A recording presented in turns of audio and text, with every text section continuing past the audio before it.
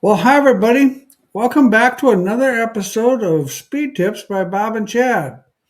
Here we are. It's February 16th. The weather was freaking awesome today. You just swear to God it was mid April. And boy, you just, and then of course, it never fails. The Monday after Daytona, everybody sort of wakes up and the phone rings nonstop. And so it was a pretty exciting day. How about you, Chad? Yeah. Hey, I got a race car. I better start working on it, right? Yeah, I'm Yeah. like, what the heck? Daytona 500 is always the awakening for the guys that don't go to Florida or don't go to Arizona, and the guys that just start at their home track weekly. They're like, oh, okay, it's time to start working on it, right? Yep. Yeah. Daytona 5, time to get working on it. So been God, crazy today. Yeah. it's been that way for 40 years. I mean, it's just like, oh, bingo, races are ready to go now. No Yeah. doubt about that. Yeah. So busy getting ready for the last few shows. We got Josh is going to Mel Hamilton Ford's open house this weekend, and then let's see what's next. After that is Steve goes out to the West Coast to Washington Oh, to Joe's Racing Open House. So got that one, and then let's see where do we go after that? Oh, Pennsylvania with you. oh yeah, yeah. How's that school? That school's coming along pretty good. We've had quite a few people sign up, and we have a few spots left, but it's starting to fill up. So it's exciting. The stock car school is full. We signed in the last three guys today, and so that the stock car one is full, which is exciting. And I had a couple other guys that wanted to come, but boy, our place holds 65 people fairly comfortably, but you get it, you just, I've tried sticking 70 in there, and man, those poor people in the back, it's just not fair to everybody. I mean, you got to be sort of halfway comfortable, or at least the best you can be for what you've got going on. So it's kind of exciting. Jake McBurney will be there for the stock car deal, and then Bobby and Braden and Troy and myself. So we're looking forward to it. We don't have any. Well, I'm looking forward to it. The stock car deal is always a good class, and so that's exciting. And I was working on some video stuff today for it and doing some last minute prep on it, and then hopefully I have that done by Wednesday because I'd like to get on the close racing supply school. It's about we, we got I don't know. I think there's like 20 modifieds, and then there's about 20 of those street stocks, like what that car was that Joel had there, what Joel builds, and then Yep, there's at Ohio. yep, and then there's some hobby stocks and some other stuff that there's a couple like kind of like the Mod Light. There's a couple of guys that run something similar to like a Mod Light. And so I looked that over today, and so it looks like it's going to be a pretty good group, kind of like what we've had in the past, pretty much. I think And you convinced Jake to go? we've convinced Jake to go. Joel actually must have called him because Jake called me telling me that Joel called him and he was going to go, and I'm like, well, I was going to wait till Monday to ask you. That was last, what was it, 2 weeks ago Sunday, or it was the Sunday after the school. Yeah. And I'm like, huh. So Bobby said we should have plenty of, what's up, bud? What do you think, bud? That's Jake's famous Yeah. phrase, is bud. Yeah. So, I drove to Arkansas last week and made a 2-day trip out of it, which was 6.5 hours one way. Luckily, my back actually doesn't feel super bad. I was kind of trying to prep that for going out there, and so then I don't know what your plan is or what you're going to do, but that's kind of what we've got going on so far. I think I'm gonna road trip. I think I'm gonna drive it. Yeah, I don't know. It was cool to get to the four-lane school there and check out the stock car. That thing is pretty nice. Yeah, I was. I mean, those guys are doing an awesome job. I mean, Troy's doing a great job, very high quality workmanship, and Brandon's doing a great job, and of course uh, Daniel's helping out with that. He does all the rear ends and stuff like that. So yeah, the guys are doing a good job. I'm very pleased with how everything's going. Yeah, I thought it was pretty neat how they did the rear deck on that thing with the hood pin mounts. I mean, I'm biased, right? But that looked Yeah, pretty cool. Using our hood pin mounts there to mount the rear deck bar and the T bar, and that was looked like that thing went together pretty good. it did. And it's pretty slick, and that deal's it's kind of designed that it would be a very easy deal to fix, Yeah, which we know they'll probably somebody will get the pleasure of fixing it, and and by using your mounts, that just makes that deal slick. yeah. Now we got let's see here. Mark wants to, can we explain spring table? What is the difference in table and spring height? I keep my trusty drawings here Yes. because it comes up every once in a while. Sort through these here.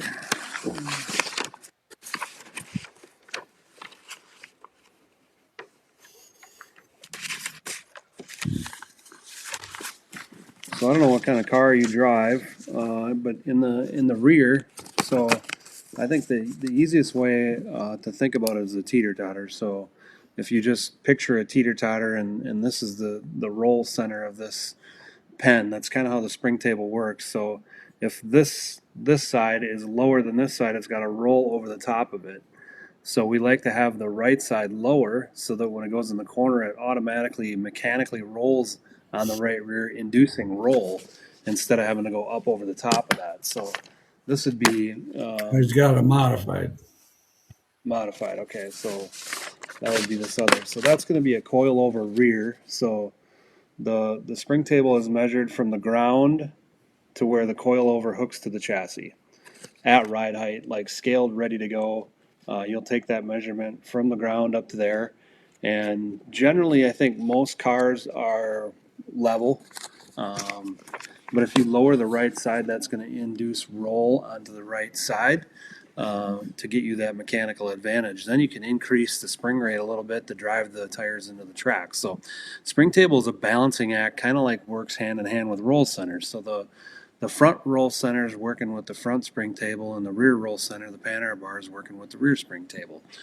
On a modified, your rear is going to be your coilover point, where that coilover mounts to the chassis.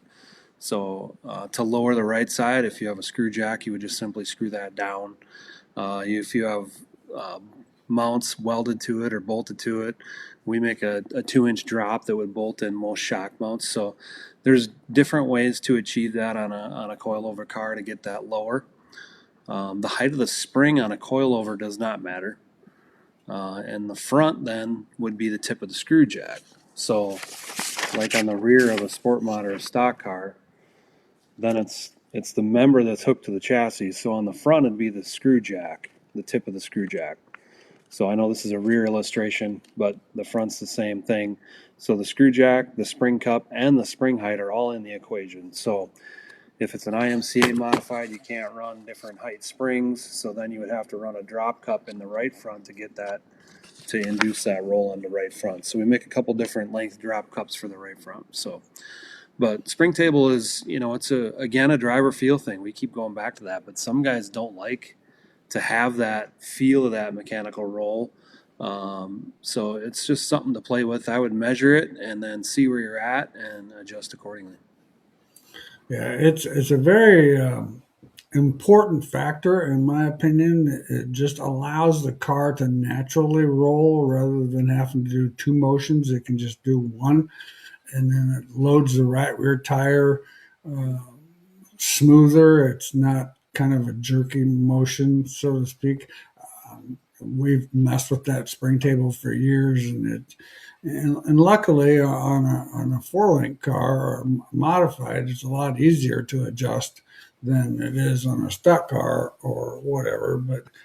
But definitely it's definitely important, and that drop cup, in my opinion, is a huge deal, helping these cars get over on the right front. And I think, I don't know if you're running IMCA or not, but if you're not going to be able to run a brake floater this year, I really think the guys are going to go back to the drop cup in the right front to get the car to get naturally over on the um, right front, because we don't have the driving force of the brake forcing the car over on the right front. So I Yeah. think that's going to be another item that's definitely going to be tunable. Yeah. We One don't thing to keep in mind, if you do drop the right rear, if you would per se drop the right top shock mount 2 inches, you always have to make sure you have enough stroke in the shock. So if you don't have enough shaft sticking out, you might have to lower your shock shaft on the suspension cage to make sure you don't bottom out your right rear shock if you're going to make an adjustment of the spring table. Anytime you make an adjustment to the shocks on the rear suspension, you always want to make sure you get enough compression and extension travel. Well, Todd says, good afternoon, and Steve is watching. Nick, on an IMCA stock car, what are the benefits to the 62-inch we're in? It's just the left tube is longer. That is correct. It's just the left tube is longer. What that does, it helps the car, it frees it up a little bit getting into the corner, but once you're back on the power, it loads the left rear tire more, and it all, to imagine this, you got to kind of string line your front tires in relationship to your rear tires, and it's the driving tires, how they are driving the two front tires, that are actually pointing which direction you want to go. So if you move that left rear outside that left front, the car automatically thinks under the power it's supposed to turn to the right. So that just keeps the car, the tail underneath you, gives you a more traction up off the corner. Now, sometimes if you don't have it just right, it can be a little bit snug in the middle of the corner, and we've kind of messed with quite a bit of shock changes to get that, to get that so that it's more neutral. And it's not something that's a problem on every racetrack, but some racetracks it can make the car a little tight in the middle, and you just have to drive accordingly. Well, Mark said that it's a USRA B mod. Well, as long as you still got four, you're Coil over rear. yeah, you're still running a coilover rear. Yeah. Jamie, what's your thoughts on an ideal right rear spring in a stock car? 11 inch, 12 inch, 13? Um, you know, I really thought that 12 inch was going to be the answer, and we kind of experimented with it last year, and I didn't really see the advantage. But once again, the stuff that we experimented on had other problems, so I can't say that spring wasn't the hot setup. Um, the 11 inch, the problem you run into with the shorter spring is, of course, it doesn't have a whole lot of travel, which we don't normally get a lot of or a lot of spring travel on the right rear. So a lot of guys are running that 11 inch. Now, the guys, it goes back to that spring table thing. the guys that don't like that much spring table adjustment, they're still running the 13 inch. So I think it's a driver preference and it has total to do with, in my opinion, it has a lot to do with the spring table and how it affects the spring table on the car. James, what's some initial adjustments you guys are making with the IMCA modified and the new brake floater rule?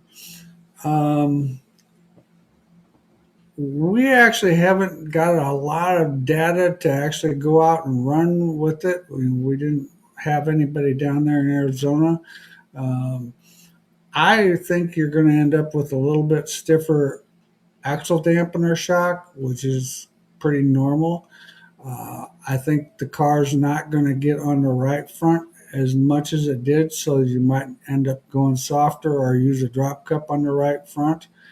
Um, Overall, I still don't think it's going to be a big deal. You're just not going to be dragging the brake a super amount on restarts like what we have seen in the past. What's your opinion, Chad? I'd say you hit pretty much everything right on the head.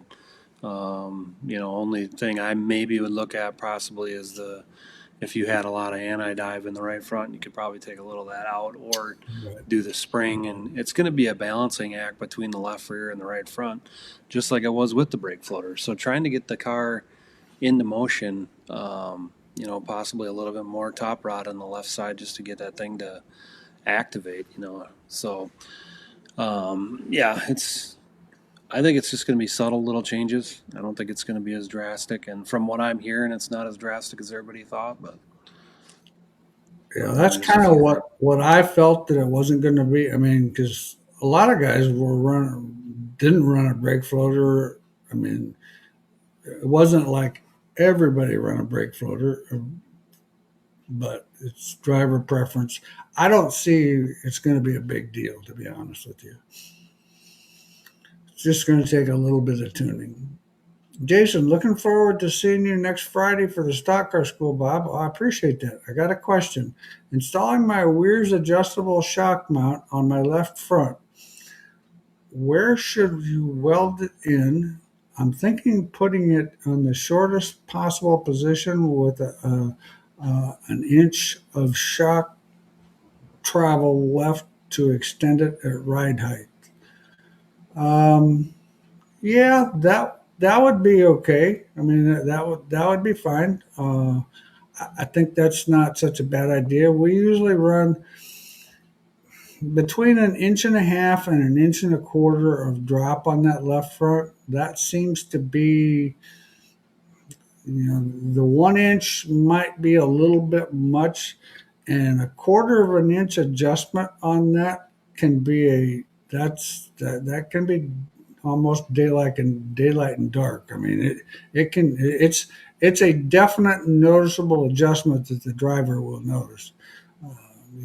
When you shorten that chain up a little bit more, or when you shorten that mount up a little bit more, you're going to have it's not going to probably get on the right rear quite as comfortably as what it does when you have it lengthened. But I think you're in the right direction. I think that's good because you're never. I don't see how anybody's ever going to go shorter than that 1 inch because 1 inch is on the verge of touchy.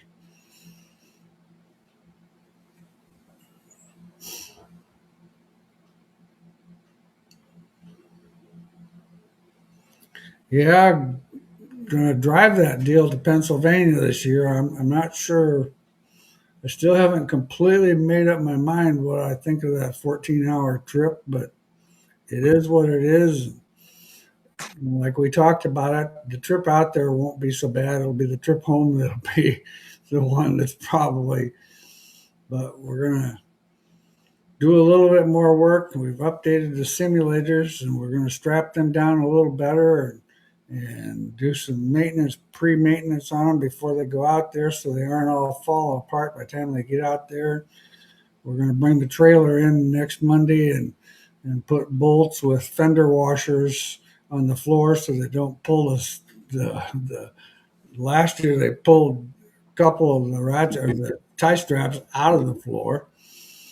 Jesus.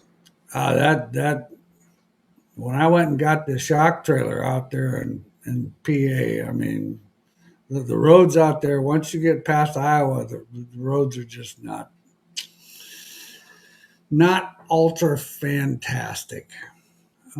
Drew, on a cruiser street stock with a 9-inch rear end, what trailing arm bushings would you recommend? Soft, medium, or hard, or mix one or the other? What's the difference would it make if it would each stiffness make? Well, the softer one's definitely going to give you more traction, but it's not going to last very long.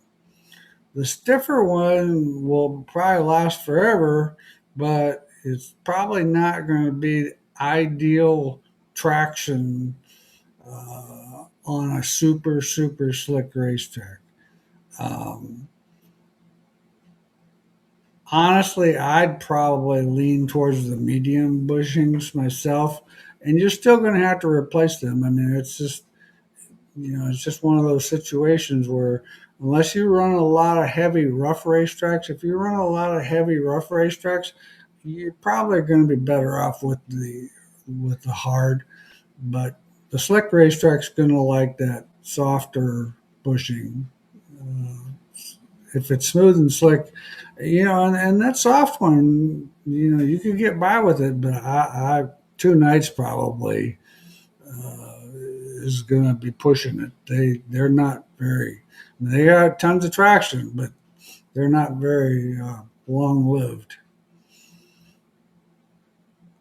Jared, if your right front shock is almost topped out when at ride height, what will happen if it tops out when going through the rough spots?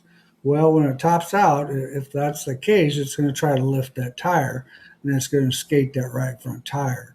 So I would definitely, you know, I would adjust that thing so that you have probably about 5 inches of shaft showing, so that because you're going to compression wise, we're usually in the neighborhood of getting about 4 inches of movement on the compression side of it.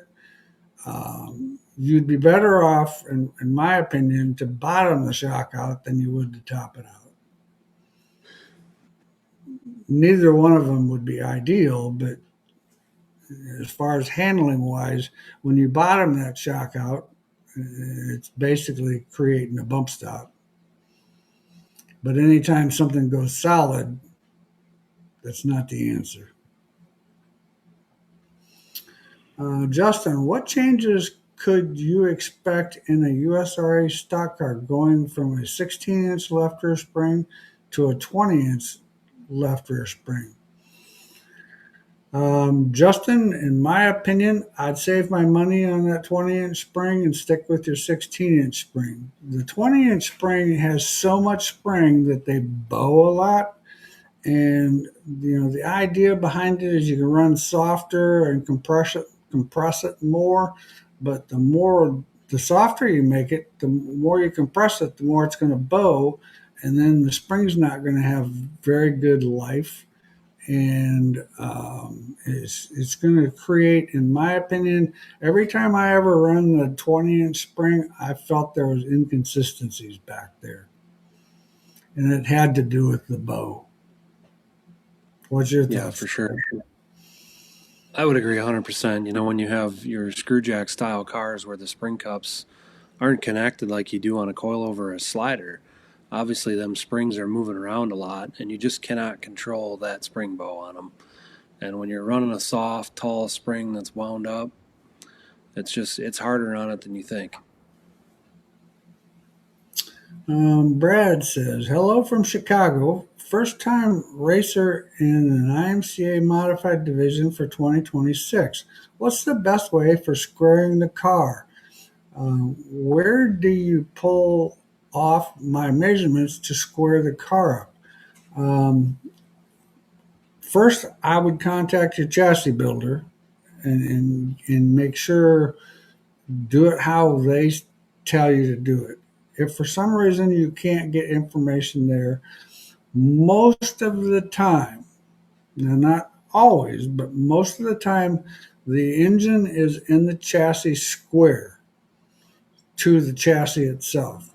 So then you could actually take something off of the motor plate, rear motor plate, and go back to your rear end and get it to the point where it measure it that way, and that's going to get it pretty square. Don't worry about the front end because your car might have a turn stub on it. So if you start measuring right side wheelbase and left side wheelbase, you could get yourself out to lunch because if it's got a 5/8 turn stub, your right side wheelbase is going to, when you do it square with the motor plate, is going to be 5/8 of an inch longer on the right side. Now we don't start that way. We actually start with the left rear back, and that's just because those cars have so much steer built into them that we're taking some of the static steer out of it so that the dynamic steer is more in line with what we want. Jared bought a pair of freshened used shocks and didn't notice the 3C10R was an inch and a half shorter, so the tire only droops 1 inch when the car is jacked up. Um,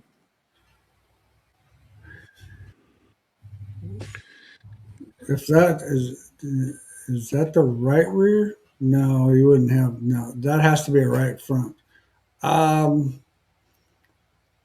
I don't know if I would, to be honest with you, I don't know if I'd worry too much about it because the right front shock is always going to be in compression. And if it comes up and tries to extend that shaft that inch and a half, you're probably going to have other issues going on. So I don't think that's going to be the case. I never worry about it because even when we do bump steer, I always do everything on compression on the right front because it's always in compression. So I wouldn't worry about it. Brandon, metric stock car. Do you run the rear end square or lead the left rear?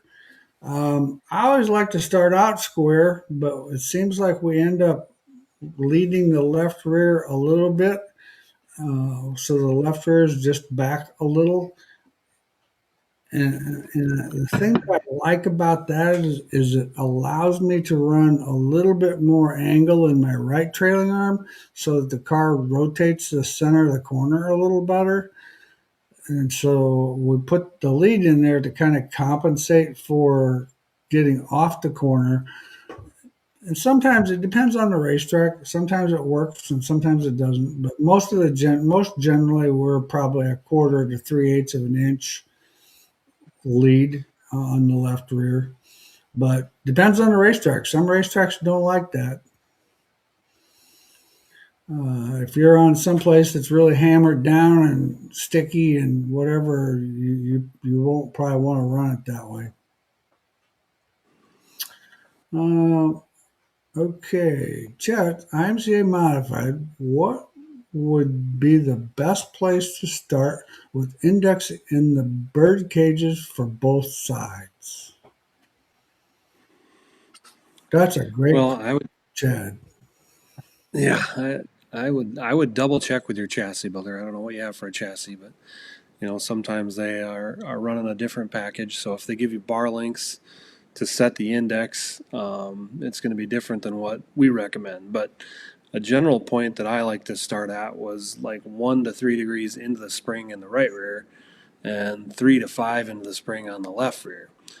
Some guys are unindexing the right rear, so that's going to be an entry transition thing. That right rear cage index is like that instant spring stiffness. If a guy likes to drive in the corner, With a little bit tighter feel, you're going to be indexed into the spring. If you like to drive in and bend it, you're probably going to be unindexed a little bit. So that right rear timing is kind of a driver preference. I'd check with the chassis builder and then run it one way and do a 4-degree swing and see what you think of that, what you like for that feel on the right rear. Brad says, thanks for the information. He has a 22 lethal chassis that he bought last summer. I'm going to give you a couple names. Of course, David Strimmy is very good. He's got a tremendous amount of knowledge. He builds the car, so he would be a good source. The other source, though, for an IMCA car would be Tom Berry Jr. And I don't have his phone number, but you can get a hold of him on Facebook. And I'm quite sure Tom would be more than happy to help you in any way you could. He's definitely he runs a lot of IMCA stuff, so he's got a lot of knowledge with the IMCA stuff. So Tom would be another good source of information.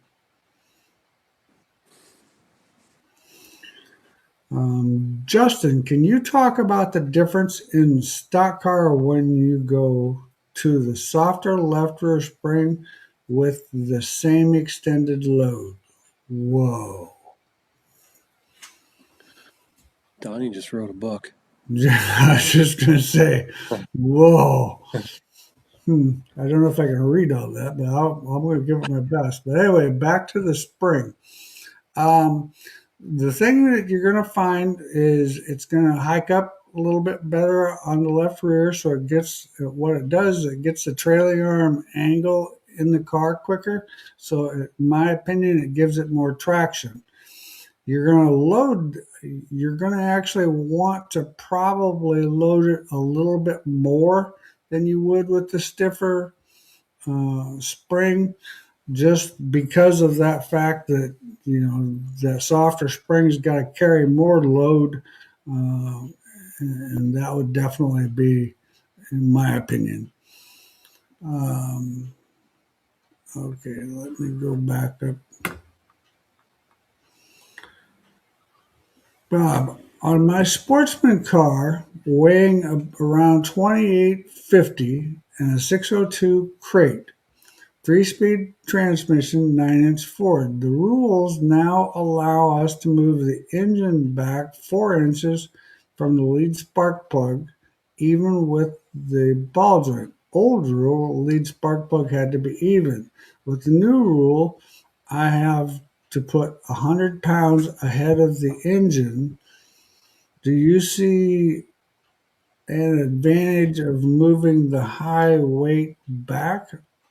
And there's nothing in the rules saying that the 100 pounds has to be high or low just in front of the engine.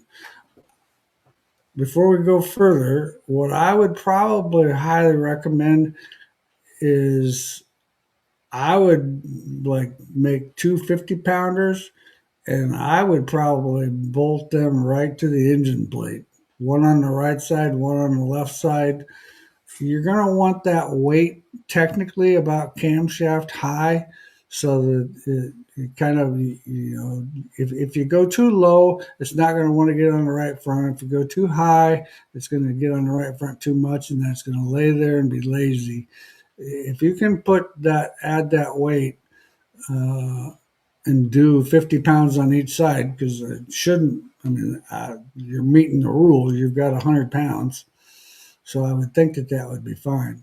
Side note, since taking the two, I found so much bend on my car from last year, it will be like a new car, maintenance, parts of the class, going to change our whole program. Sorry for the long-winded, thanks, Bob and Chad. Well, that's all right. I read through the whole thing. I was amazed. Yeah. But that's what I would do on that weight. I would definitely put it on the motor plate, because because if I read that right, the rule says ahead of the engine. Well, Yeah. I don't know. Why would you even do it then? that would make no sense. Like if you have to move the engine back and add 100 pounds, why would you move the engine back and add the 100 pounds? Yeah, I probably wouldn't I mean, because it doesn't say you have to move it back, right? no, why? Yeah, so So if it's you're going if to it's have an more. option, I would think you'd be better off with the engine where it is and let because if it has to be in front of the engine, that would make absolutely no sense. If you could put it on I, the motor plate, that would be ideal. But if it I'd needs to be leave. in front of the engine itself, that that doesn't make any Yeah, sense whatsoever.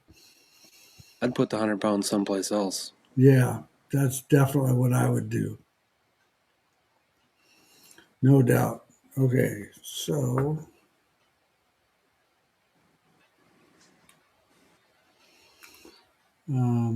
Dustin, IMCA stock car. Can you explain left percent numbers on the scales and what it does, and what the difference you would feel with 51% versus 54% left side weight?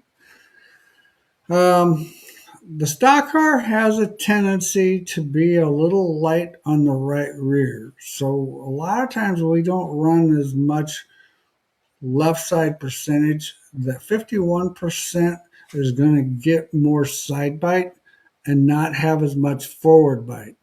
If you can run the 54% left side weight and still get the right rear feel that you want, that's the definition of being the best because that car is going to want to come off the corner. A high left side weight car always wants to come off the corner better than a low left side weight car.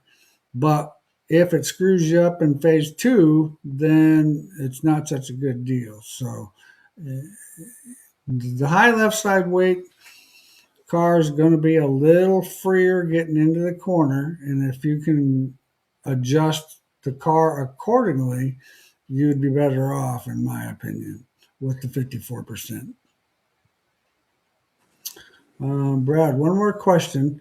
As being a first timer in the dirt car, what should I focus on as a driver on test day to get acclimated to the car, in your opinion? Just make laps. I mean, just go out there and keep. You're going to want to make sure you learn the feel of the right rear and the feel of the right front and the feel of the steer when you get on the throttle.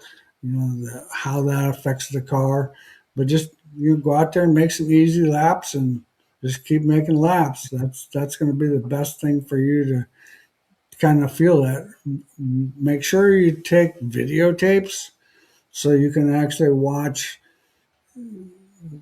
what you actually did on the racetrack. So then you can kind of look at that and say, oh, well, then like if somebody's helping you and they say, well, you need to drive in a lot further and things like that, then you can kind of see that and that would be a big help. What's your thoughts, Chad?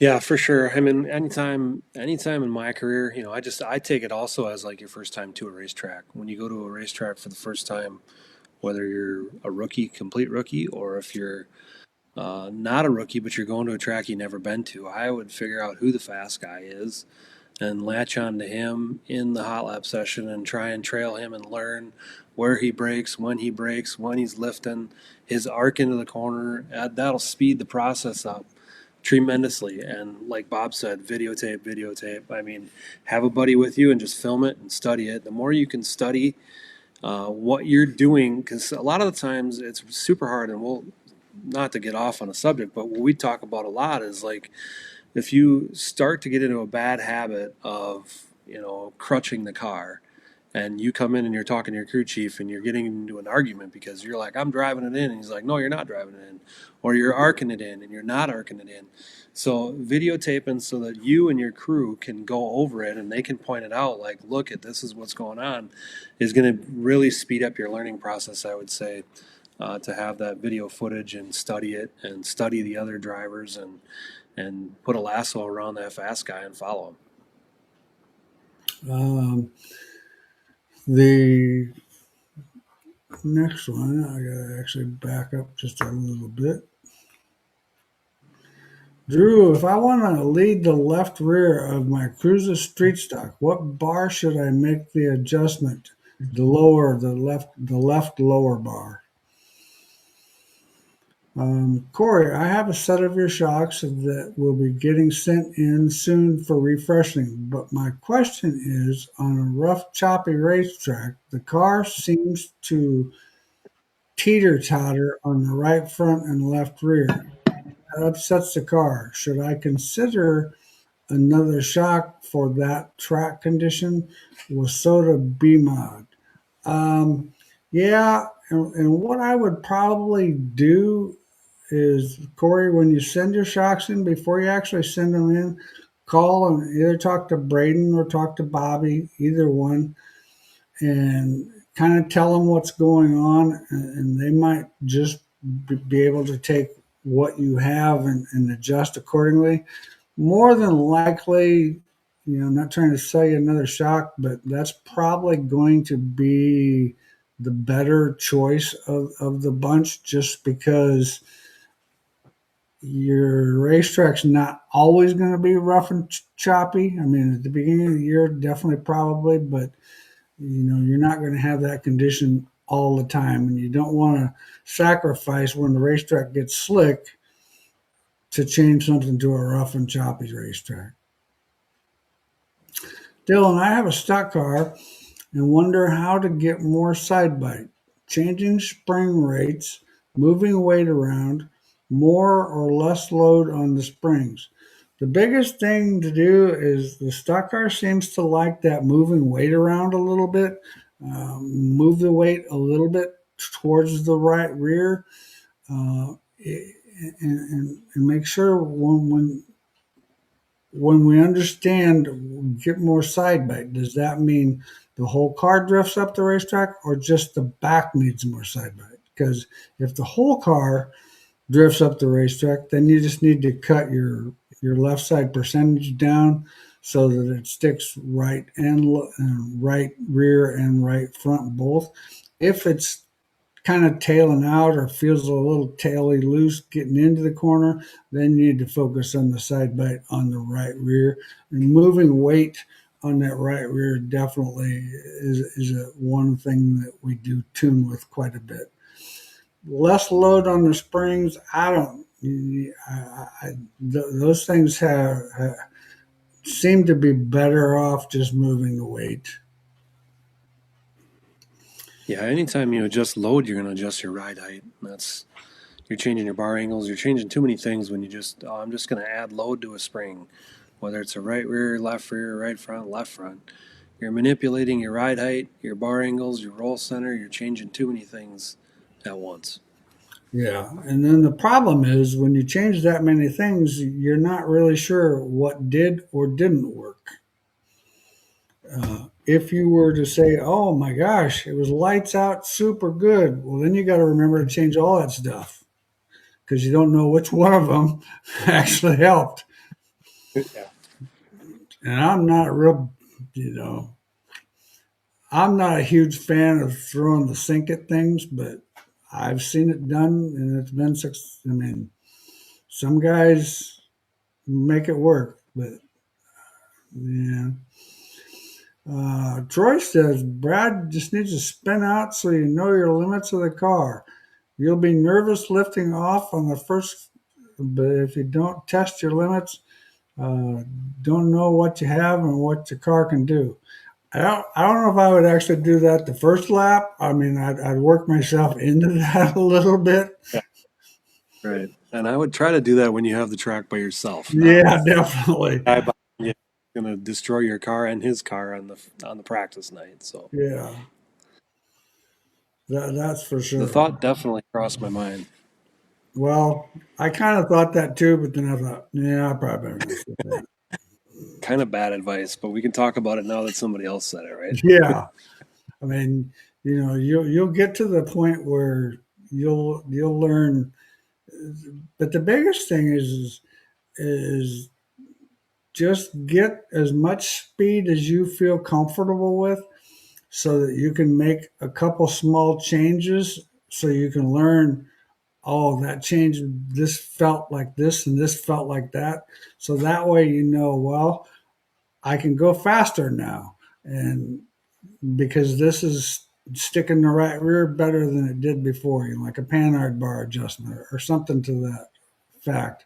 Definitely, um, just work with it. Get there, be organized, so you can run as many laps as you possibly can. Uh, Dylan, thank you. Just trying to narrow down what could help without changing ride heights and other things. I appreciate the help. Well, definitely. I mean, you start changing ride heights, just like what Chad said. I mean, you start changing everything under the sun, and once again, you don't know for sure what actually helped or didn't help.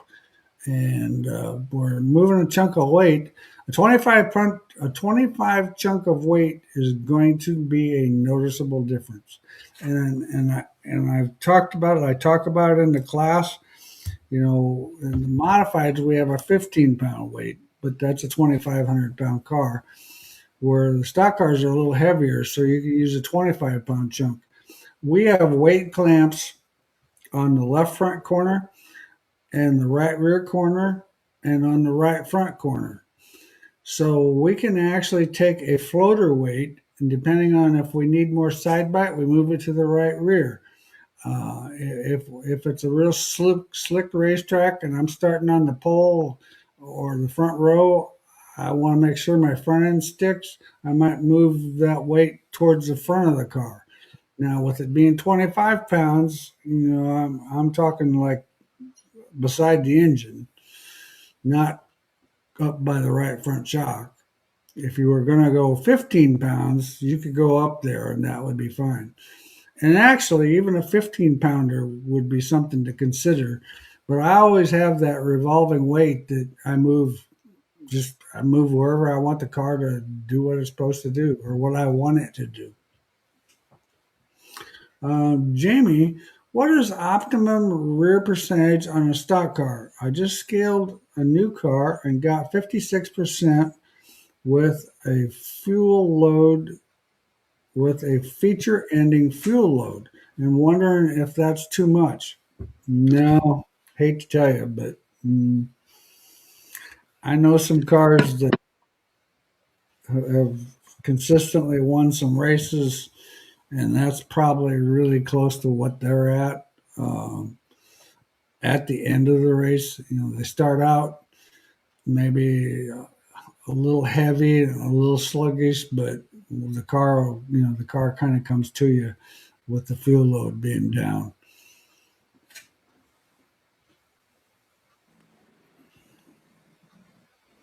Well, and those of you who are listening from out there in the Pennsylvania, New York, Ohio area, we still have some spots at the Close Racing RTI school coming up March 7th and 8th. I mean, I don't know if 6th and Brad has 7th. signed up. 6th and 7th. Brad, What?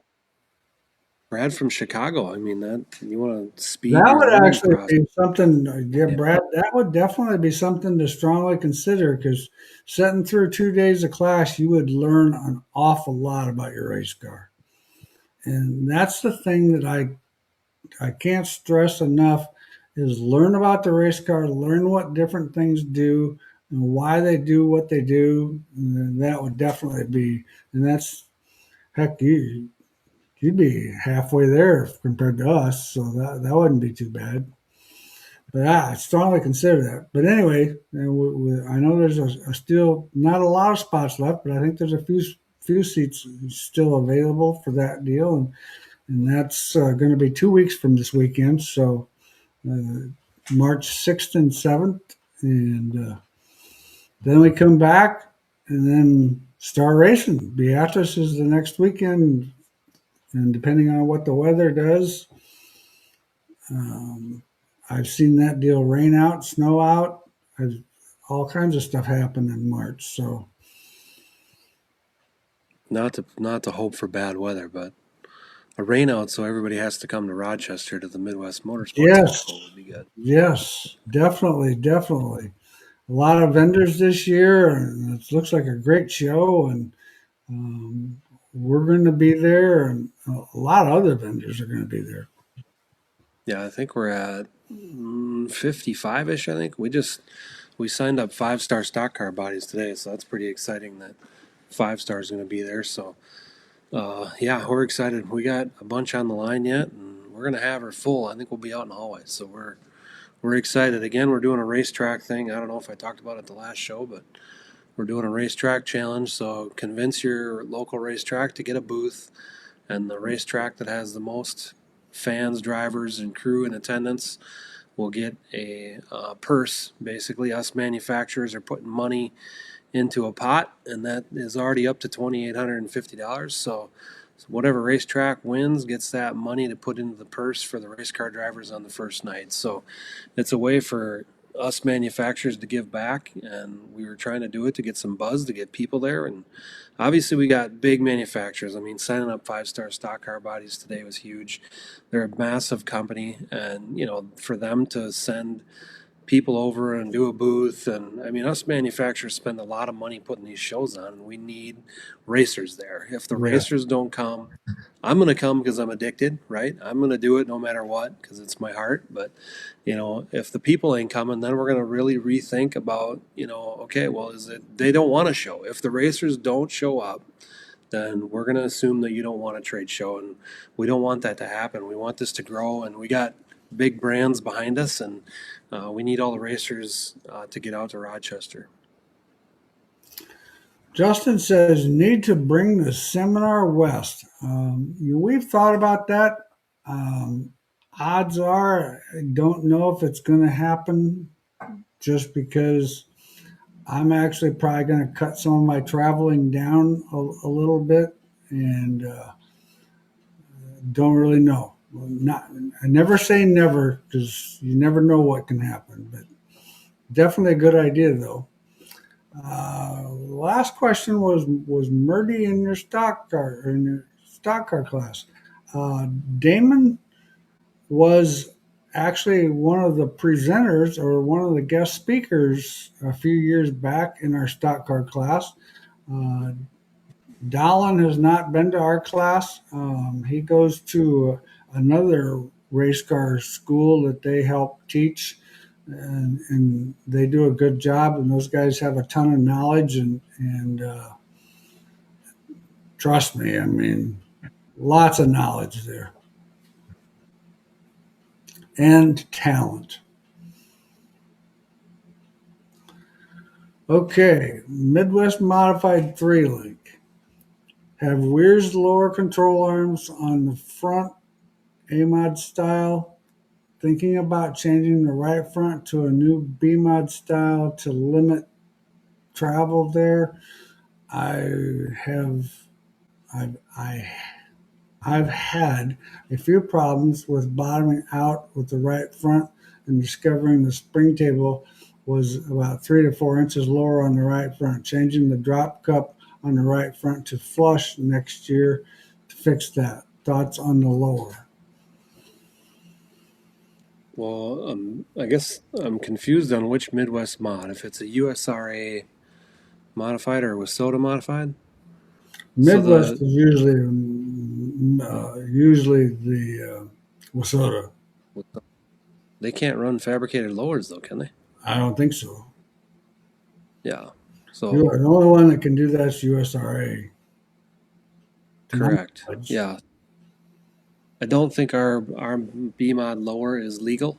If you have tubular lowers on your car and you're racing with soda Midwest modified, I think you're illegal.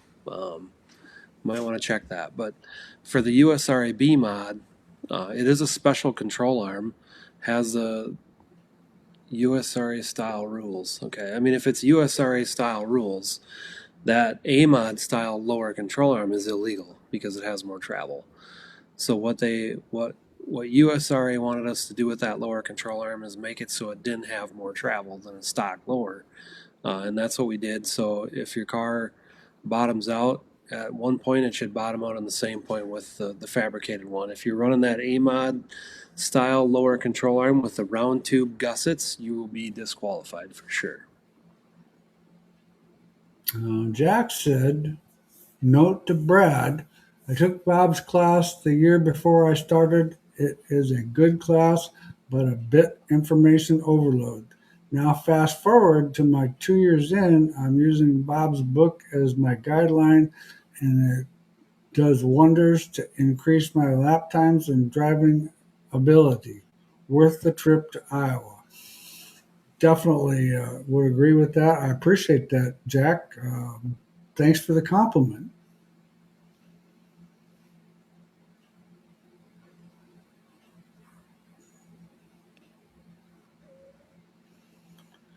Okay, we've got three questions and then we'll be almost done. Adam, I seen on a video of a new car being built. Looks like a three-link B-mod. The video showed one of your J-bar canister on the right rear trailing arm between the heim and the frame mount. Would this work or is this just good on camera? Well, I mean, it was to get attention. If your rules would let you run that, there's going to be traction there because it's going to shorten the trailing arm under acceleration and give you exit traction. But that was to create a buzz and make everybody talk about the car, and it done a good job. It was beautiful, and I would read your rules first before you go and make a biscuit trailing arm, because generally I don't think it's legal anywhere. Sean says that he is in mid-Missouri, probably Midwest. We can't keep a sanction. LOL. Yeah, I would say if you're in Missouri, I mean, that's pretty much Yeah, USRA country. I think them guys were going to allow that USRE right front control arm, but I would double check that. Yeah, you just have to check with the rule body. Tim, when a track goes dry slick, do you add any weight to the right front on in a hobby stock? If so, where would you place it? Um, the hobby stock usually has a high enough center of gravity that I don't know if you would actually need one. If if you're finding that when the racetrack gets dry slick and the car's not wanting to turn like you want to, in other words, you've got the right rear stuck so hard that the right front can't turn. Yeah, I mean that could be a crutch. It would definitely help the problem, but I don't think it's going to fix the problem. I mean, a lot of times what happens when the racetracks get dry, they slow down. So then all of a sudden, when they slow down, we don't get the weight transfer that we were getting before. And so that being said, um, kind of creates a situation where you might need to add a small, but I mean a 15 pounder would be something significant that you would notice and wouldn't hurt the car drastically. I'm not a huge opponent of putting weight on the right front, but I've done it and it's worked well in certain situations. Clinton, how much toe out do you run on a small track for a stock car? Quarter to half. Um, that's another driver preference. Some guys only run a quarter of an inch. Um, if it's really dry slick, I tend to like the half inch on real dry slick racetracks. The biggest thing is we don't run as much on a stock car because everything is enclosed, so the heat. Part of the reason we run a lot of toe out on a modified is because the front tires are exposed, and that's the only way on a restart we can get some scrub in the tires to create and keep heat in the right front and the left front tire. But it definitely can give the driver more sense of control. Chris with a stock car, you said run right rear on the rear end. Do you use swivel cup or what size? What size, short, medium? So the on the right rear, you'd run the swivel cup on the top, not on the rear end side. Rear end side always fixed. The right rear you can get away with a swivel cup, like a drop cup, either a medium drop or a deep drop, depending on your spring table. You're going to want to measure your spring table to kind of figure out where you need to be cup wise. But I think the left rear we're running a solid cup. The left rear gets a lot of motion, so when you get all that motion in that swivel cup, it doesn't tend to like that too much. So I think we're running a solid cup on the left rear top. Okay. Sean says he can definitely run either style fabricated lower. I just wondered the difference between the A mod and the B mod style. I know they were made for B mod to be legal for the rules, but what would be the advantage or disadvantage from the A mod style to the B mod style? Well, I would Don't think buy the B mod one. I would buy the A mod one so I got more travel. More travel. Yeah. If you can run that A mod style or standard lower control arm and not be disqualified, you're going to have more travel, and that's going to be a huge advantage. So I would just stick with that. Yeah, that's what I would say.